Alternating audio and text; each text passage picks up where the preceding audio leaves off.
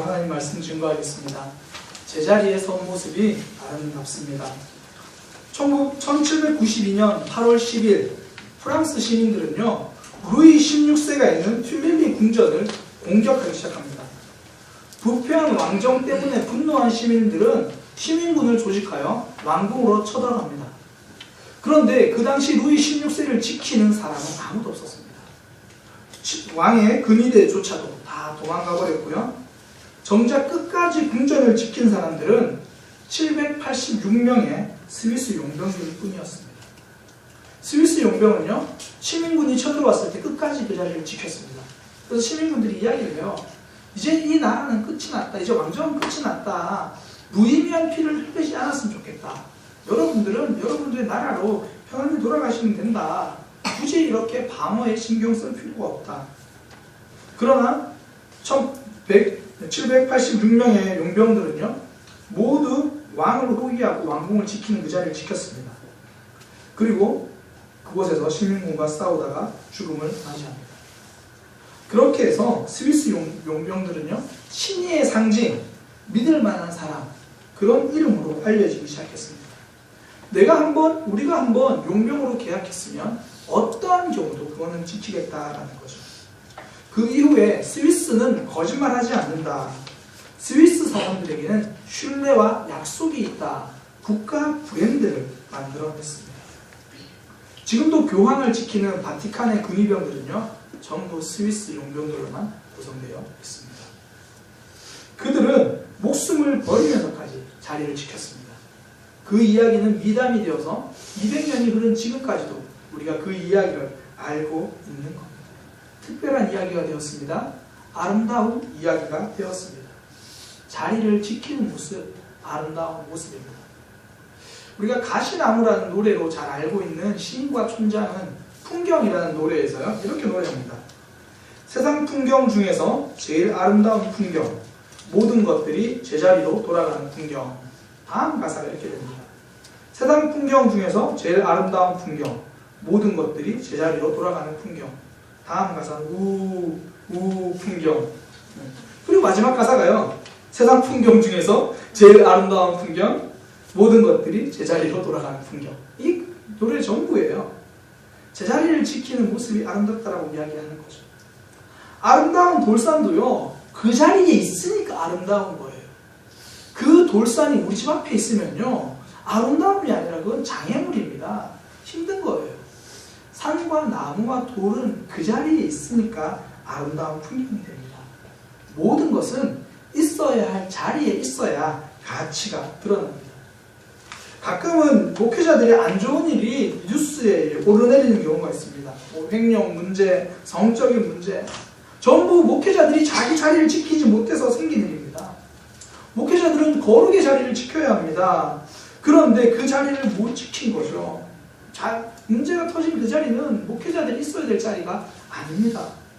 강단에 오르내려야 할 목회자들이 사건, 사고 소식에 구설수에 오르내리고 있는 그런 사람이 된 거죠. 자기 자리를 놓친 겁니다. 그러니 사람들에게 비난을 받는 거죠. 아름다운 가치 있는 그 사역의 자리가 수치의 자리가 되어버렸습니다. 오늘은 종료주일로 지킵니다. 예수님이 십자가를 지시기 위해 예루살렘으로 들어가셨습니다. 그리고 그곳에서 십자가를 지셨습니다. 십자가가 감동이 되는 이유는요, 원래 그 자리가 예수님의 자리가 아니기 때문입니다. 예수님은 십자가를 지실 이유가 없습니다. 흉악한 사람들을 죽이는 그 형틀에 온갖 멸시와 조롱을 당하면서 예수님은 그 자리에 계셨습니다. 예수님은 그 자리를 지키지 말아야 되는 게 정상입니다. 그 자리는 예수님의 자리가 아니어야 합니다. 그러나 예수님은 그 자리를 지키셨습니다. 모욕을 받으면서도 지키셨습니다. 물과 피를 다 쏟으면서도 그 자리를 지키셨습니다. 마지막 순간까지도 그 자리를 지키셨습니다. 그 이유는요, 저와 여러분을 제자리로 돌려놓기 위함입니다. 부족하고 죄 많은 저를 제자리로 돌려놓기 위해서입니다. 죄 가운데 있는 우리를 보면서 거기는 네가 있어야 될 자리가 아니야. 죄인의 자리는 너희가 있어야 될 자리가 아니야. 사단의 종되었던 거기에서 나와서 하나님의 백성으로 이 자리에 나와 함께 있자. 그래서 십자가를 지셨습니다. 우리 대신 죄값을 받으시고 그곳에 머물러 계셨습니다. 우리를 하나님의 백성으로 자리 옮겨 주신 겁니다. 성도는요, 십자가 때문에 제 자리를 찾은 사람들입니다. 그래서 성도가 제일 잘하는 게 자리 지키는 거잖아요. 주일에 우리가 이 자리에 지키는 이유가 바로 그것 때문이지 않습니까? 예수님의 그 사랑 때문에 우리도 이 자리 지키는 거잖아요. 10년 넘게 헌신하면서 중간에 그만두고 싶었던 좀 많았잖아요. 다 그만두고 그냥 나 아무것도 안 할래. 그래도 10년 넘게 지금 자리 지키고 계시죠. 우리를 위해서 자리 지켜주신 그 십자가의 사랑을 알고 있기 때문입니다. 내일부터 고난주가 특별 새벽 기도를 합니다. 기도의 자리가 성도의 자리라는 거 아는데 사는 게 바빠서 기도를 잘 못했잖아요. 아침에 일어나는 게 힘들어서 잘 못했잖아요. 그러니까 고난주간이라도 함께 나와서 기도하자, 그런 의미죠. 예수님의 고난을 묵상하면서 그 간절함이 내 마음 가운데 절절히 임하는 역사가 좀 있었으면 좋겠다. 그런 마음으로 함께 기도하자. 고난주간 특별 새벽 기도잖아요. 어떤 분이 이렇게 이야기하더라고요. 목사님, 안 나오던 새벽 기도 나오니까 너무 힘들어요. 와서 솔직히 졸 때가 더 많아요. 저는 그래서 고난주간 새벽 기도는 나와요. 무슨 이야기지? 들었더니 그 이야기하는 게 고난주간에 다른 고난에는 동참하지 못해도 힘들고 피곤한 고난에라도 동참할 수 있잖아요. 그런 분들은 와서 조는 것도 은혜예요. 자세가 그 고난에 동참하겠다, 그런 의미잖아요. 고난주간은 의미 있게 보내는 자세입니다. 자신의 자리를 기억하는 거죠. 근데 오늘 본문에는요, 제사장들이 등장하는데 이들은 자신들이 지켜야 될 자리를 놓쳤습니다. 그래서 지금 하나님이 책망하시는 거예요. 제사장들은요, 하나님과 백성을 이어줘야 되는 영광스러운 자리, 영광스러운 직분입니다. 그런데 그 자리를 놓쳐버렸습니다. 처음 직분을 맡을 때는 내가 이 자리는 죽어도 지킨다, 바르게 해보겠다, 열심히 하자, 부담되기는 하지만 잘해보자, 그런 마음으로 시작했을 겁니다. 그런데 시간이 지날수록 마음이 달라지기 시작합니다. 백성들도 재물을 가지고 오는데요, 흠 있는 거, 거의 죽은 거, 뭐 이런 거 가져오고, 그 상황 보면서 한두 번 양보하다 보니까 이제는 내가 뭘 하고 있는 사람인지를 잊었습니다. 백성과 하나님 사이를 연결해 주어야 하는 역할인데 오히려 백성들이 하나님과 멀어지게 만드는 그런 모습입니다. 그러니까 하나님께서요, 3절에 이렇게 말씀하십니다. 너희의 얼굴에 똥을 바르고 똥처럼 버려질 거다. 원래 제사를 지낼 때 제물을 가지고 오면요, 똥은 한 군데 버립니다. 하나님께 태워드리지 않아요. 똥은 제하여 버리고 버리는 거. 너희가 그렇게 제거될 거다. 영광스러운 가치가 있는 자리에 있던 자들이 수치의 자리로 내려가게 될 거다, 이야기를 하는 겁니다. 자기 자리를 지키지 못하면요, 가치가 아닌 수치를 당하게 되어 있는 겁니다. 그러니까 가치 있는 삶이라는 게 다른 게 아니에요. 내 자리 지킬 줄 아는 거예요. 우리가 가치 있는 믿음, 가치 있는 신앙생활 하시길 원하지 않습니까? 우리의 자리를 지킬 줄 알아야 되는 거예요. 오늘 말씀을 통해서 성도가 지켜야 될 자리 두 가지를 함께 좀 살펴보려고 합니다. 먼저는요, 하나님 앞입니다. 2절에 보니까 성도들, 제사장들 향해 이렇게 이야기합니다. 너희는 내 말을 듣지 않는다. 말씀을 마음에 두지 않는다. 말씀을 마음에 둔다라는 게 무엇입니까? 하나님 앞에서 사는 삶이잖아요. 하나님의 말씀을 내 가운데 두고 살아가는 거, 하나님 앞에서 살아가는 삶입니다. 성경에 하나님 앞에서 살아갔던 대표적인 사람 다윗이잖아요. 하나님이 사무엘을 통해서 이제 다윗에게 기름을 부으라 이렇게 말씀을 하세요. 사무엘이 갑니다.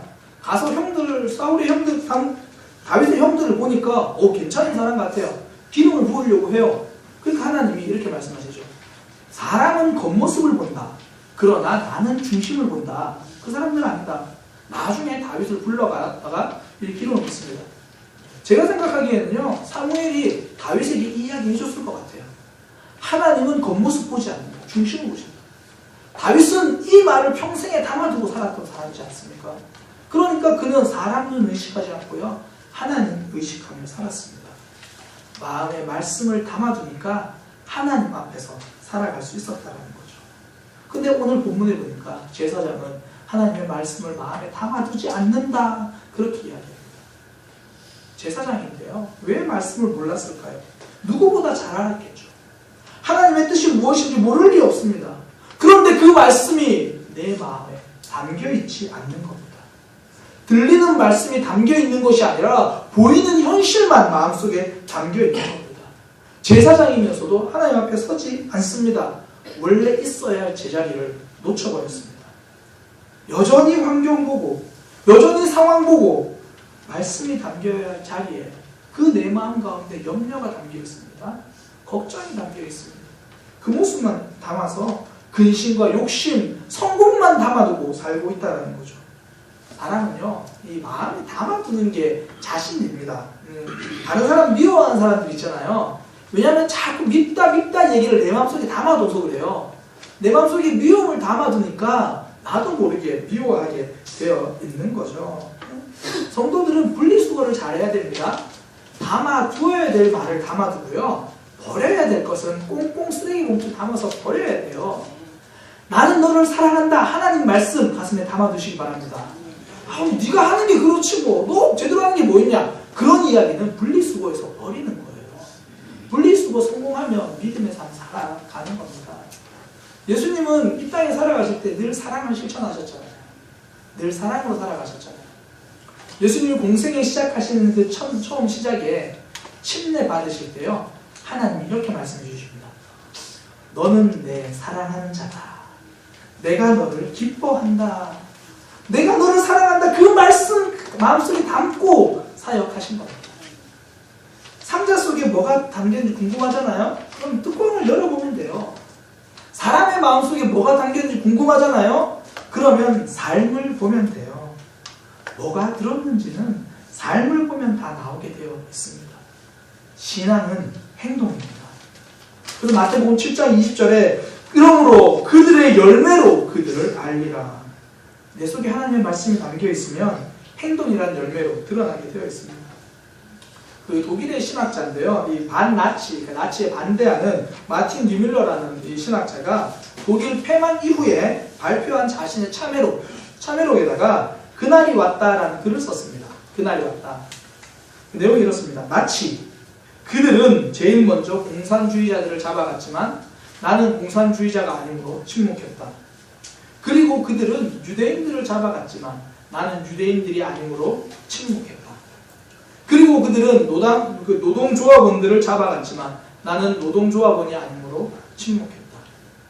그들은 카톨릭 신도들을 잡아갔지만 나는 개신교도였으므로 침묵했다. 마지막으로 그들은 나를 잡으러 왔지만 나를 위해 그들을 막아주는 사람은 아무도 없었다. 뉴밀러의 참회는요, 행동하지 못한 자신에 대한 참회였습니다. 말씀이 담겨진 사람은 말씀으로 행동하게 되어 있습니다. 목회하고 사역을 하다 보면 이 사람들을 세워야 되잖아요. 이 사역도 맡기고 저 사역도 맡기고 세워야 돼요. 제가 한 번은 한 집사님께 집사님 이런 사역을 좀 맡아주세요. 그러니까 그 집사님 첫 마디가 뭐냐면 목사님 힘들어요. 목사님 그거 저에게 너무 어려운 부탁이에요. 저 그거 못해요. 그런데 지난번에 목사님 설교 시간에 남들을 가르치는 게 본인이 사는 거라면서요. 그 말씀 때문에 할게요. 그 말씀 때문에 할게요. 위에서 기도해 주세요. 순종은 행동입니다. 정말 힘들고 정말 어려운데 말씀이 가슴에 남아있으니까 한다는 거죠. 말씀이 담겨있으면 삶으로 나타나게 되어 있습니다. 그게 하나님 앞에 선 모습이고 아름다운 성도가 지켜야 돼요. 아름다운 성도의 제자리를 지키는 모습입니다. 성경에도 이 모습을 가장 잘 보여준 사람 중에 한 명이 요시야 왕이거든요. 요시야는 이 8살의 왕이 됩니다. 8살. 그러니까 우리나라로 말하면 뭐 초등학교 1학년, 뭐 만으로 한다고 해도 초등학교 2학년, 3학년 그때 왕이 됩니다. 뭘 알겠어요? 그 조그만 게. 그러니까 그걸 보면서 느끼는 거야. 항상 많이 안다고 잘하는 게 아니구나. 하나님은 겸손한 사람을 쓰시는구나. 그 요시야 왕이요. 하나님께 굉장히 선하게 신실하게 잘했습니다. 우리 주일학교 아이들 하나님은 여러분들을 통해서 이 나라를 개혁할 줄 믿습니다. 한국 교회를 바꾸는 거예요. 요시야가 그 일을 했어요. 요시야가 26살 되던 날, 그러니까 나라를 다스린 한 18년 정도 됐어요. 성전이 좀 낡았나 봐요. 성전을 수리하자고 수리를 하는데 굉장히 놀라운 일이 성전에서 발생합니다. 성전을 수리하다가 성전에서요 성경책을 발견합니다. 그러니까 제사장이 놀래서 왕에게 들고 오고요. 그러니까 우리 교회를 이야기하면 홍창화 장로님이 교회를 청소하다가 목사님 교회에서 성경이 나왔어요. 그러면서 저에게 전화를 해가지고 막 찾아와가지고 목사님 성경을 발견했어요. 지금 그러고 있는 거예요. 굉장히 놀라운 일입니다. 성전에서 율법책을 발견한 걸 보고 놀라고 있어요. 그만큼 하나님의 백성들이 말씀과 다르게 살아가고 있는 거예요. 그래서 제사장이 그 율법책 이야기를 요시야 왕 앞에서 읽었습니다. 요시야 왕은 그거 들으면서요 옷을 찢었습니다. 하나님의 백성이라고 하는 이스라엘이 얼마나 그동안 말씀과 다르게 살아왔는가 그걸 깨달은 거예요. 말씀이 삶에 담기니까 행동이 달라지는 겁니다. 요즘이랑 수준이 좀 다른 것 같아요. 요즘은 욕을 들으면 옷을 찢죠. 욕 들으면 막 옷을 찢고 견딜 수 없어 하고 그런 거 막 가슴에 담아두고 요시야는 말씀을 담아두었습니다. 그러니 행동이 달라지는 거잖아요.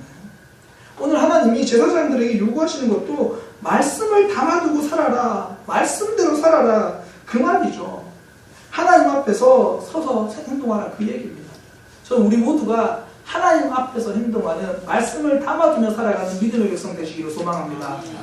그러려면 필요한 게요. 뛰어넘기를 해야 돼요. 하나님이 아브라함에게 본토 친척 아비 집을 떠나라 그러니까 자신이 그동안 살던 삶의 터전 그 현실이라는 선을 뛰어넘었거든요. 그때 하나님의 말씀대로 행동하는 겁니다. 사람들은 저마다 자신도 모르게 또 알게 선을 긋고 살아갑니다. 직장에서는 나는 이 정도 할 거야. 친구들과 대화할 때 난 이 정도 선에서만 대화할 거야. 심지어 부부관계에서도 선을 긋습니다. 어떤 부부들은요 자녀 교육에 대한 이야기를 안 한대요. 자꾸 싸우니까 이제 그냥 서로 그 이야기를 안 한대요. 알아서 하는 대로 그냥 내버려 둔다라는 거죠. 선을 그어버리는 겁니다. 신앙생활은요 나도 모르게 혹은 내가 의도적으로 그어놨던 선들을 뛰어넘는 겁니다. 선 긋기가 아니라 선 뛰어넘는 겁니다. 성경 인물에 보면 늘 자기가 그어놓은 선 안에서 살던 사람이 있습니다. 기드온이거든요. 기드온은 천사가 나타나가지고 야 큰 용사야 그래도요 그 말 안 듣습니다. 그냥 자기가 그어놓은 선에 따라서 우리는 계속 고통당할 거야. 우리는 계속 힘들 거야. 천사한테 그렇게 말해요. 아니 하나님이 계시면 우리가 고통받는 게 말이나 됩니까? 여전히 자기가 그어놓은 선 안에서 이야기하고 대화하는 겁니다. 말씀을 들어도 잘 안 달라지는 것 같아요. 목사님 무슨 말인지는 알겠어요. 저도 어떻게 해야 되는지는 알겠는데 머리는 알겠는데 제 손과 발은 모른대요. 그러고 있는 거죠. 선 그어놓고 살아가는 겁니다. 근데 기도는요 달라진 시점이 뭐냐면 자기가 그어놓은 선을 뛰어넘기 시작할 때부터입니다. 천사가 이제 이야기합니다. 그 밤에 이제 그 바알 그 우상을 허물어라 그러니까 밤에 몰래 가서 이 바알 신전과 아세라상을 무너뜨려요. 밤에 갔어요. 힘들다는 거죠. 밤에 갔어요. 자신 없다라는 거예요. 이거 어떻게 하겠나 그 마음 있었는데 그래도 시도한 겁니다. 내가 그어놓은 선을 뛰어넘은 겁니다. 그때부터 기도는 하나님 앞에 서기 시작합니다. 그때부터 기도는 달라지기 시작하는 겁니다. 한번 뛰어넘으면요 성장하게 되어 있습니다. 성장하는 성도는 선 뛰어넘기에 도전하는 사람입니다. 새벽기도는 나와 상관없어. 우리 집은 멀잖아. 이번 특별 새벽기도에 한 번이라도 선 뛰어넘기를 하시기를 축복합니다. 네, 다들 다 나오실 거니까 한 번이라서 아멘 안 하신 거죠? 제가 5일 다 말했으면 다들 큰 소리로 아멘 했을 건데 제가 여러분들 배려해서 잘 나오시기 바랍니다. 저 사람은 절대 용서할 수 없어. 용서의 선을 그었습니다. 그러나 이제는 용서의 선을 뛰어넘겠습니다. 그런 믿음의 삶이 되시기를 축복합니다. 말씀이 내 속에 들어와 있다는 것은 선 뛰어넘기로 증명하는 겁니다. 하나님이 그거 기다리시는 거예요. 선 뛰어넘기를 기다리고 계시는 거예요. 말씀을 담아서 승리하는 삶. 그게 하나님 앞에서 제자리를 찾아가는 성도의 모습입니다. 두 번째는요. 성도가 지켜야 될 제자리는 사람 곁입니다. 첫 번째는 하나님 앞이라면 두 번째는 사람 곁입니다. 오늘 본문에서 강조하는 게 제사장으로서의 역할이거든요. 레위인들, 제사장, 제사 돕는 사람들 다 통틀어서 하나님이 그들과 약속을 했다 그래요. 그 약속이 뭐냐면 너는 백성들에게 진리를 가르쳐라. 많은 사람들이 죄에서 떠나도록 도와줘라. 사람들에게 하나님에 대해서 알려줘라. 그 역할을 하라는 거죠. 한편으로는 책임감이고 한편으로는 부담감이기도 합니다. 또 자부심이기도 하죠.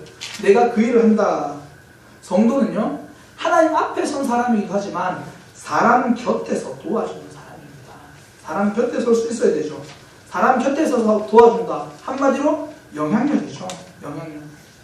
미국의 전직 대통령, 유명한 대통령입니다. 버락 오바마. 버락 오바마가 대통령 경선 때 이런 일이 있었습니다. 그 본인의 그 경선 연설 중에 이야기했던 내용인데요. 그 버락 오바마 그 캠프에 그 24살인 백인 여성이 있었어요. 이름은 애슐리 바이아. 애슐리 바이아가 9살 때 어머니가 암 선고를 받게 됩니다. 그러니까 암 진료받고 그런다고 한 며칠 회사를 결근했어요. 그것 때문에 잘렸습니다. 그러니까 그 가정이 파산하게 되죠. 그래서 이제 애슐리는 어릴 때부터 내가 어떻게 하면 가정을 도울 수 있을까 생각을 하다가 생활 중에 식비가 가장 많이 드는구나. 그래서 엄마를 찾아가지고 엄마한테 너에게 그렇게 이야기합니다. 엄마, 나는 겨자 샌드위치가 제일 좋아. 제일 싼 거예요. 그거 이야기합니다. 그러면서 자라면서 나는 어려운 사람들 좀 도와야겠다.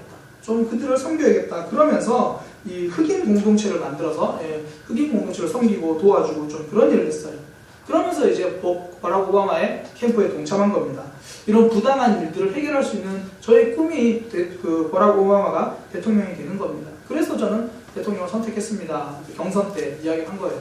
그러니까 캠프에서 그런 얘기를 하니까 한 사람 한 사람 다 이야기를 하는 거예요. 저는 이런 비전이 있어서 이 캠프에 들어왔습니다. 저는 이런 어려움과 이런 상황 때문에 이 캠프에 들어왔습니다. 한 명씩 쭉 이야기를 하는데요. 제일 마지막 순서에 나이 지긋한 흑인 순서가 되었습니다. 그는 캠프에 들어온 이유를요, 건강보험 문제나 경제 문제라고도 말하지 않았습니다. 버락 오바마 때문이라고도 말하지 않았습니다. 딱 한마디 했어요. 나는 애슐리 때문에 여기 있습니다. 나는 애슐리 때문에 여기 있습니다. 애슐리가 흑인 공동체에서 자기를 섬겨줬거든요.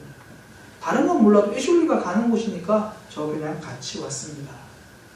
사람 곁에 선다는 게 이런 것이 아닐까요? 영향력이라는 게 이런 것이 아닐까요?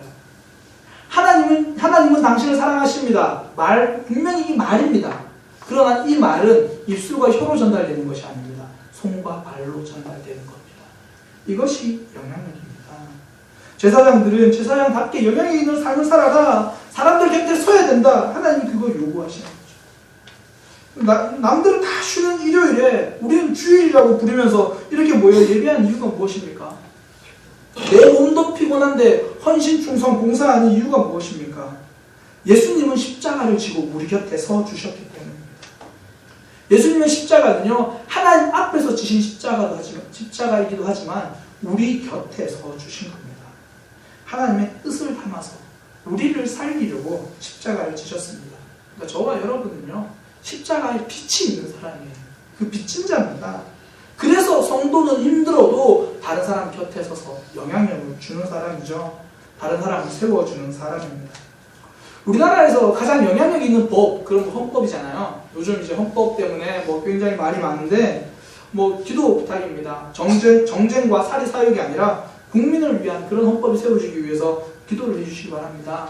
믿음의 백성들이 나라와 민족을 위해서 기도해야 돼요. 헌법이 가장 영향력이 있는 법이 된 이유가요, 제일 상위법이라서 그래요. 그러니까 제일 높은 법. 그러다 보니까 판결할 때 헌법이 기준이 됩니다.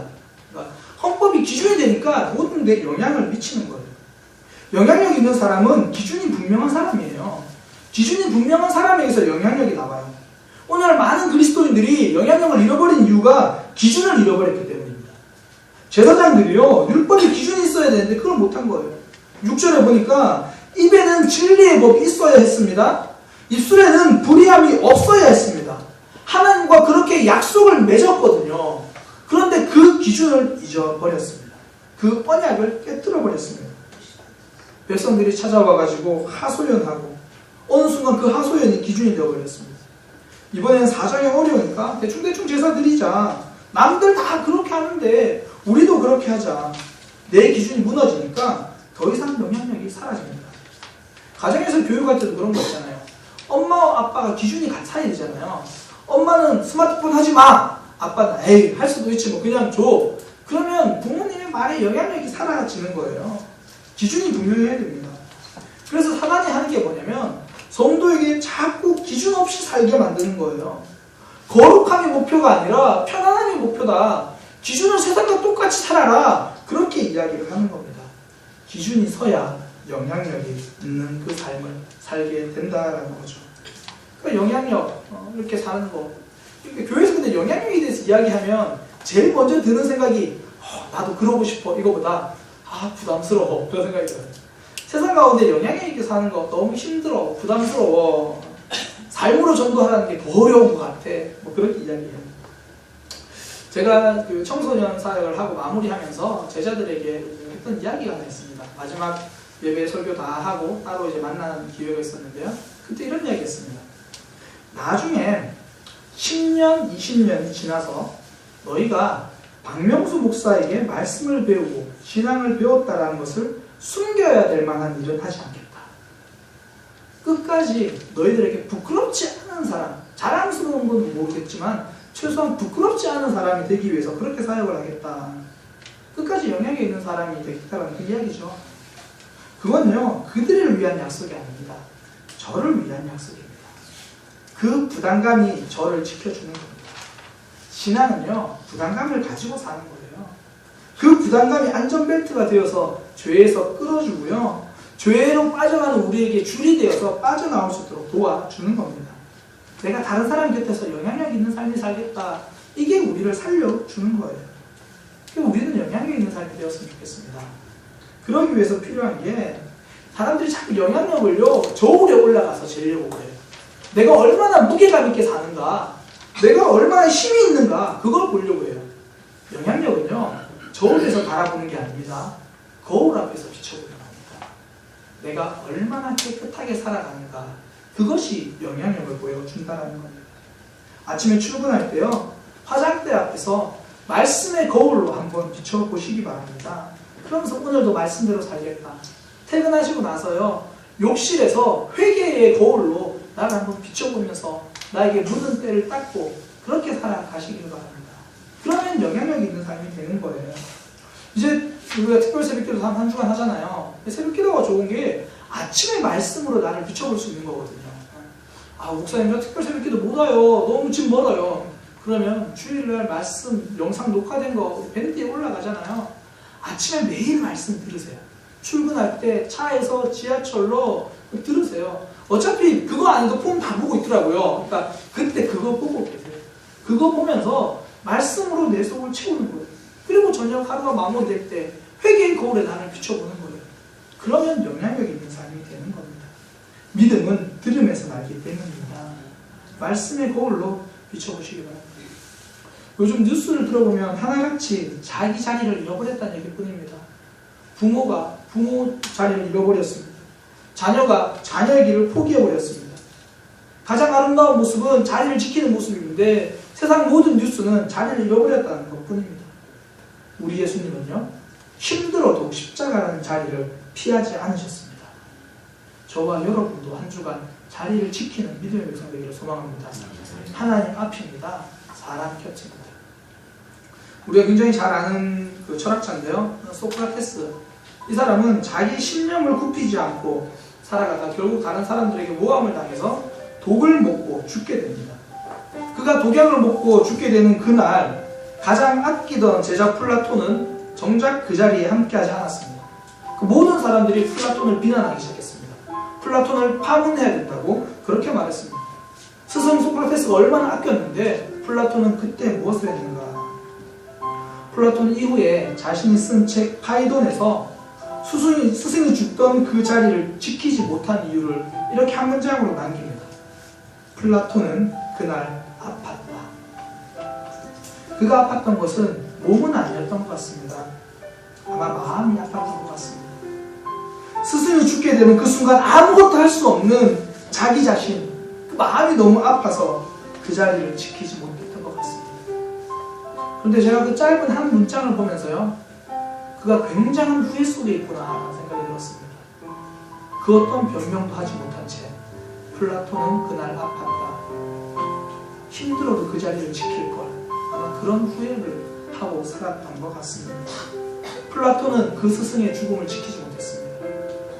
그러나 우리는 예수님의 고난을 맞이하여 우리의 자리를, 하나님이 기뻐하시는 자리를 지킬 수 있는 믿음의 삶이 되었으면 좋겠습니다. 하나님이 기뻐하시는 자리, 하나님 앞에 서는 겁니다. 다른 사람 곁에 서는 겁니다. 그렇게 살아갈 수 있는 믿음의 삶이 되기를 소망합니다. 우리 시간 예수님의 고난을 묵상하며 함께 찬양합니다. 사랑하셔서 오셨네.